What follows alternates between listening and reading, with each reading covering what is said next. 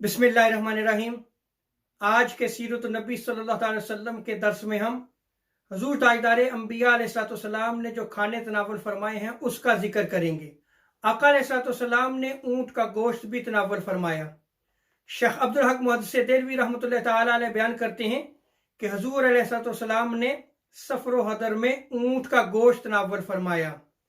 हज़रत जाबिर बिन अब्दुल्लाह रज़ियल्लाहु तआला अन्हु बयान करते हैं कि कुर्बानी के मौका पर कई ऊँटों को ज़बह किया गया तो हुजूर अलैहिस्सलाम ने इरशाद फरमाया हर ऊँट से जो है वो गोश्त लिया जाए। फिर उस गोश्त को लिया गया और हांडी में पकाया गया और फिर उसको जो है वो हुजूर अलैहिस्सलाम की बारगाह में पेश किया गया। सब ने खाया और उसका शोरबा पिया। इसी तरह आका अलैहिस्सलाम की बारगाह में जब खरगोश का गोश्त या हदिया किया जाता या भुना हुआ आपकी बारगाह में पेश किया जाता तो हुजूर अलैहिस्सलाम जो है वो उसे कबूल फरमाया करते थे। हज़रत अनस रज़ियल्लाहु ताला अन्हु बयान करते हैं कि एक मरतबा मैंने खरगोश का शिकार किया और हज़रत अबू तलहा के पास लेकर आया। आपने उस खरगोश को ज़िबा किया और उसकी दो रानों को हुजूर ताजदार कायनात सल्लल्लाहु अलैहि वसल्लम की बारगाह में पेश किया। हुजूर अलैहिस्सलाम ने उसको कबूल फरमाया।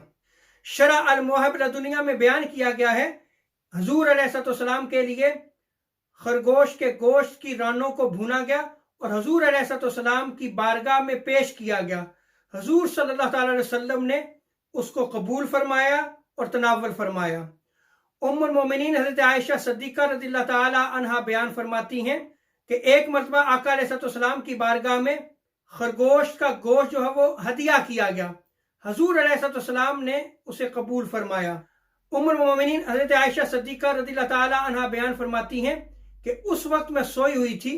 जब मैं जागी तो हुजूर अलैहिस्सलाम ने उस खरगोश के गोश्त का हिस्सा जो मेरे लिए रखा था मुझे अता फरमाया।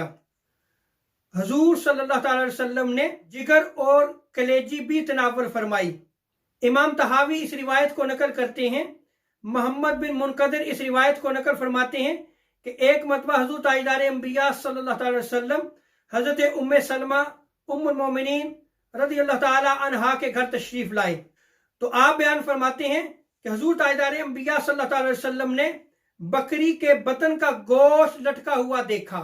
रिवायत के अल्फाज हैं बतनुन शातिन मुअल्लकुन। मुहद्दिसीन ने बयान किया है कि इसका इतलाक जिगर, दिल और कलेजी पर होता है। तो जब आका अलैहिस्सलाम ने बकरी के बतन का गोश्त लटका हुआ देखा तो हुजूर ताजदार अंबिया सल्लल्लाहु अलैहि वसल्लम ने उम्मुल मोमिनीन से फरमाया कि कितना ही अच्छा हो कि इसे पकाया जाए। तो हुजूर अलैहिस्सलाम के लिए उसको पकाया गया और हुजूर ताजदार कायनात सल्लल्लाहु अलैहि वसल्लम ने उसको तनावुल फरमाया।